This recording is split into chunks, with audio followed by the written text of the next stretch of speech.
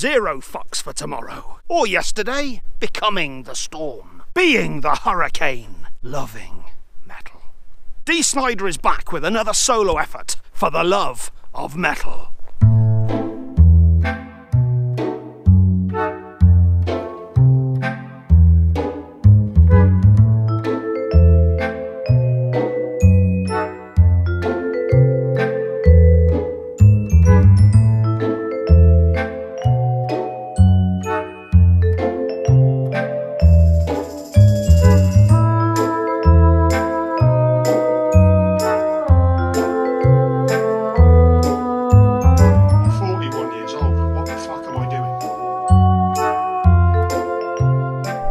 Here again in this windy yet gloriously hot day. My hair!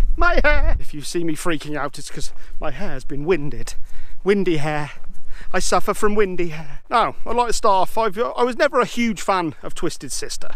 And that's not to say that I dislike them. I'm familiar with all the hits and I had no issue with them. They're just one of those bands I never really got into. And I've never really looked into Dee Snider's solo work. But he's always been one of those characters that I've kind of respected, I guess. He seems to have there's a legitimacy to him. I mean, there was obviously, was it Western Civilization Part 2? Where there's the footage of him going up against the PMRC in 1985, I think it was, defending metal and the right to be able to listen to it, defending free speech. I always thought that was pretty right on, and I've always liked the way he carries himself. I've always liked the way he is who he is, unapologetically so. He seems to be one of those people who walks with his head held high. And what's not to respect about that, really? Quite a preamble there. On top of this, he's also an undeniably good frontman. I've always respected, as I do in other artists such as Henry Rollins, the physical nature of his performances. He always seems to put in 100% into whatever he's doing. Not 110%, that's stupid. 100% is more than sufficient. But yeah, I've always respected his prowess of the stage. He's definitely somebody who's honed his craft over the years. He knows how to rock a crowd, he knows how to get a crowd going. He's definitely a performer. And he definitely seems to be legitimate, that's what I'm trying to fucking say. Jesus Christ, how long have I been going on? Now, not so long ago, Dee Snider appeared on Jamey Jasta's podcast, which I listen to a lot and very much enjoy it. And Jamey challenged him to make a full-on metal album. And he was willing to produce it. I think Jamey actually wrote a lot of the songs as well. I'm not quite sure about that. I'm not sure how much of a hand he had in the lyrics and how much that was Dee, but I know songwriting wise Jamey definitely held a lot of he did a lot of that. Bloody hell. Obviously, as we are talking about the album and you have possibly already listened to it, obviously Dee accepted that challenge and accepted the challenge. Not only do we have Dee Snider and Jamey Jasta, but there's also a host of other musicians who appear. We have Howard Jones from Light the Torch and ex-Killswitch Engage, Alissa Gluz, I think is how you pronounce it, from Arch Enemy. Mark Morton appears from Lamb of God. We have Joel Grind and Nick Bellmore from Toxic Holocaust, and Charlie Bellmore from Kingdom of Sorrow. Not sure if I've got that wrong. I know the brothers were playing on it a lot, Nick Bellmore and Charlie Bellmore. I don't know what I'm doing. Do more fucking research, you twat. I don't want to waste too much more time before I get into the songs, but there's just one more thing I wanted to read out. During the recording of this album, Dee's mother sadly passed away. Apparently she was hit by a car, suffered brain damage, and then passed away a couple of months later, I think it was. Obviously this had quite an impact. I just want to read out something that Dee said that I found in an interview. The beauty of metal, the beauty of rock, is that it's great for expressing pain and anger, sorrow, happiness, depression, whatever. It's such a healthy place to go when you need to just let out these dark emotions, and I was letting them out. I dedicated the album to my mum's memory, who was not a fan of my metal career, by the way, but still brought me into this earth, inspired me. She was an artist and inspired me just with the way she was in her 80s, and still teaching art and still painting. Here I am in my early 60s and I'm still making music. My mum's a bit of that inspiration. So there you go. The album's dedicated to her. It's not by any means written solely around this incident at all, but it's definitely something that I'm sure would have weighed heavy upon the recording process. So, without further ado, let's get into the songs. First song, Lies Are a Business. This has got a, the drum intro in this is not dissimilar to Motorhead's Overkill. And then it goes into a really thrashy type of riff. I mean, this song lets you know right from the off, this is a metal album. It's not meant to be taken as anything else other than that. This is a passionate metal album. Yes, yeah. Bring me to the gates of hell, 'cause there's debt to pay. Bring me all your worthless leaders. Predators will soon be prey. There's some great lead playing. It's a real nice breakdown section towards the end of the song. And Dee sounds awesome. His voice is great. And it's not so much, not only is his voice great, but he just delivers it with such sincerity and passion. He's one of those people, I said earlier on, he just delves into things. He doesn't, you know, he doesn't do things half-assed. And yeah, that's evident all over this album. He sounds great and he fucking delivers. My Fitbit just let me know that I achieved it. Tomorrow's no concern. Very prominent bass line in this one that reminded me a bit of Caught in a Mosh by Anthrax. I gave you yesterday. Tomorrow's no concern. I gave you yesterday. You can keep it because today is mine. I'm not certain what songs Mark Morton actually appeared on, but I think this might have been one of them. There's a couple of, I'm not sure if he appeared on every song or if it was just, I think different bands contributed different riffs and ideas, if I'm not mistaken. I may well be mistaken. Not done a good job at all. Good song, really enjoyed it.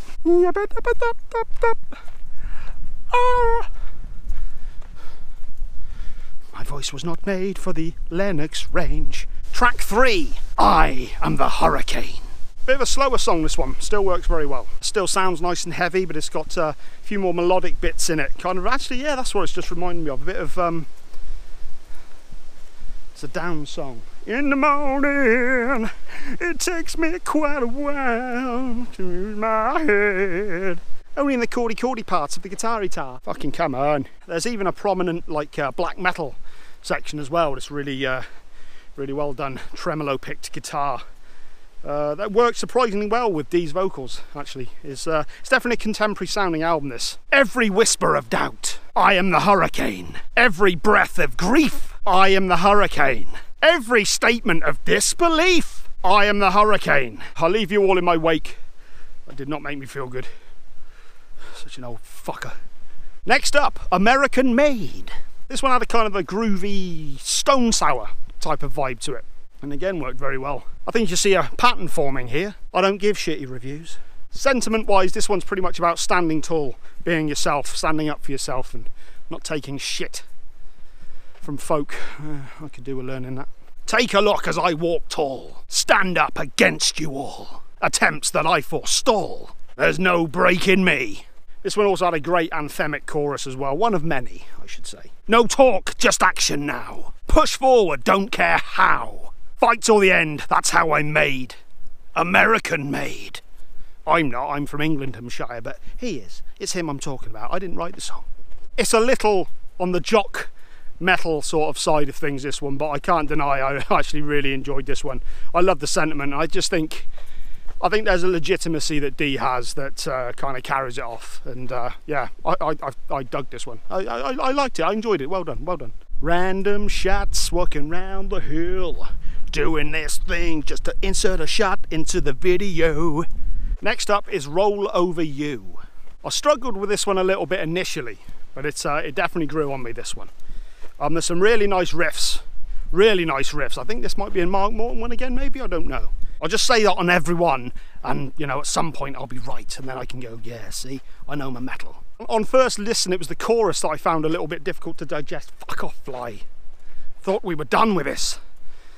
But after subsequent listens, I did actually kind of get into it. You've got no heart, and we're not the same. You got so far, but you never came. No heart, there's no one you can blame. You tried to slow me down, 'cause I rolled over you. Despite positive thinking, I can't stand people. Next up is I'm Ready. This song is actually about Dee's mother's passing. As you would expect, there's a bit more of a reflective tone to the lyrics, but it still has that Snider fuck you type of vibe to it as well. Maybe we're just here for the pain, but I'm ready. Obviously his mum's passing hit him, made him think about a lot of things, but yeah, he's always been a fighter, as Mr. Snider. He's never been one to bow down and just take things casually. So, you know, you know he's going to be okay. You know he's going to be all right. My condolences to Mr. Snider as well, genuinely. Yeah, as far as the song goes, some really nice grooving riffs, some really impressive lead work, as there is all over the album. Actually, I haven't really said too much about some of the other musicians, but the musicianship's on point. And yeah, some really some good use of gang vocals in it as well, which, considering the subject matter, shouldn't work, but it does. It's another good song. Running Mazes is up next.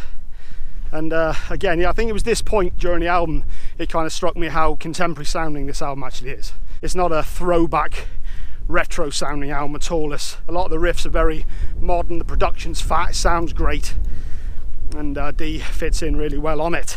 Look into the eyes of death and say, not today, not today. I've still got fighting left.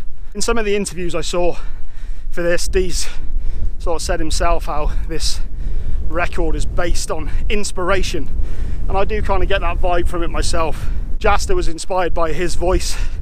He in turn was inspired by Jasta's enthusiasm. The rest of the musicians joined in pretty quickly for his this is kind of one of those workout albums. Bloody hell, getting fucking windy up here. It's an album to sweat to. It's an album to do things to. Ugh. You know, it's one of those kind of inspires you to go out and do something, and I'm all for that. Next up is Mask. There was a bit of an Ozzy Osbourne vibe actually to some of the vocals on this, on the chorus. I guess this is a song about kind of pulling yourself up and getting on with it, not letting others see your pain, and kind of rolling with the punches, keeping your chin up.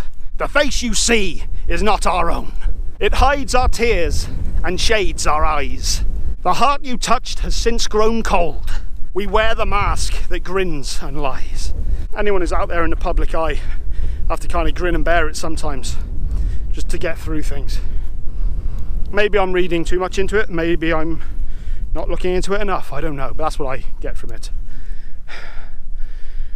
Well done, Ben. Well done, Ben, well done. How's my hair? How's my hair? Next up is Become the Storm. I really enjoyed this. This one had much more of a classic rock kind of tinge to it, but it works really well. I really enjoyed it in the you know, the lead playing and the riffs in it. It's very much more sort of 70s, 80s kind of old school hard rock. The rain is nothing to fear when you become the storm. This one definitely has Jasta written all over it. I'm presuming that he was responsible for some of these lyrics on this one. This definitely sounds like his sort of his Hatebreed style of rising up from oppression and, you know, rising from adversity, taking that positive outlook on life. And when life gives you lemons, you make lemonade, and all that tis was. I've never made lemonade. You can also just buy lemonade. This one again had a really great anthemic chorus I absolutely fucking loved. Could see this one going down really well live. I don't know if he's going to be playing these songs live or not, but this one I could see doing really quite well. We're not here to suffer. Oh, what we get through makes us tougher. Angst fist to the maximum. There's a cow a-mooing. There's a cow a-mooing. Off in the field, a cow was a-mooing. Next up we have The Hardest Way, and this one features Howard Jones duetting with him on vocals. And I have to say that the trading of vocals between the two works very well. Howard does both his clean vocals, and later on in the song he does his heavy vocals, and they marry very well with Dee Snider. I thought this one worked particularly well. I heard a few people say they weren't too fond of this song, but I don't see that at all. Musically, this one had a bit more of a bluesy, sleazy kind of a riff to it. Step forward into the blinding light, if you dare look back at your last time. Next one is one of the standout songs for me on the album, Dead Hearts, Love Thy Enemy. And along with Dee, we get Alissa White Gluz from Arch Enemy. and she, from what I remember, she was pretty much just all clean vocals, clean sung vocals, which worked particularly well. She's got quite a good voice on her, and again worked very well with Dee. This is a totally anti-bullying song. A lot of Dee's lyrics, both on this album and in his whole career, is about standing up to people, and he's not a fan of the bully at all. Neither should anybody. Bullies are fucking vile people. I think we've all probably done bits of that ourselves, and we've all been victims of it, and it's a hideous part of the human condition. The empowerment of somebody weaker than you is fucking foul, really. This one starts out with an acoustic guitar, and it's the ballad of the album, if you can call it that. We all hear what they say. Heavy has no weight, like words filled with hate. We all hear what they say, as hard as it can be. Love thy enemy. Nice sentiment, that. You have to fight back against people, but fighting hate with hate doesn't work either. Yeah, when Dee joins in, it gets much heavier, and yeah, like I said, one of the standout songs on the album for me. Really enjoyed this one. Great stuff. And then finally we have the title track itself and the last song, For the Love of Metal. And this is a straight up ode to metal. No bones about it. I love the way this is done. There's references to other songs and lyrics as well. I was a victim of changes. This is my painkiller. So yeah, references to other bands and lyrics. There's one bit on the pre-chorus, well, the chorus I guess, that I really enjoyed, and I think summed up things quite nicely. I do it for the love, I release my hate, set my soul ablaze for the love of metal. Don't we all love metal? Don't we just fucking love this genre that gives all of us so much power? Fantastic. Kind of got a bit of a jock rock cheese to it, but with Dee singing it, it just works so well. As I said, there's a legitimacy and an authority that he has that just kind of, he's the sort of person who can deliver on a track like this. I really enjoyed it, so yeah, fuck it, I really liked it. I'd give this an 8 out of 10. I don't mind admitting that I probably enjoyed this album way more than I was expecting to. I didn't know what to expect from it, really. I thought maybe it'd be too cheesy and just shit, quite frankly. But nah, I really enjoyed this one. Much like Firepower by Judas Priest in the beginning of the year, it's nice to see the old guard coming back in and just showing everybody that they're still able to deliver, and they're still able to show the young ones how it's done, and show them exactly why they got to where they are in the first place. Awesome stuff, 8 out of 10, great album, check it out. But yes, if you like. If you want to comment. If you're not subscribed, subscribe. If you are subscribed, share. Let everybody know. The channel's growing nicely and I'm fucking loving it. Give me a real purpose in life. So yeah, hope you enjoyed the video, and I will see you next time.